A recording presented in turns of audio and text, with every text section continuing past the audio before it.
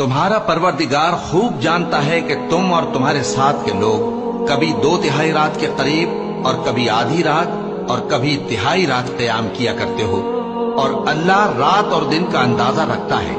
اس نے معلوم کیا کہ تم اس کو نبھا نہ سکو گے تو اس نے تم پر مہربانی کی،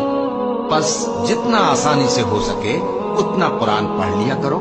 اس نے جانا کہ تم میں بعض بیمار بھی ہوں گے اور بعض اللہ کے فضل یعنی معاش کی تلاش میں ملک میں سفر کریں گے اور بعض اللہ کی راہ میں لڑیں گے،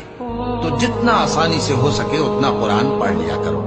اور نماز قائم کرتے رہو اور زکوٰۃ ادا کرتے رہو اور اللہ کو نیک نیتی سے قرض دیتے رہو،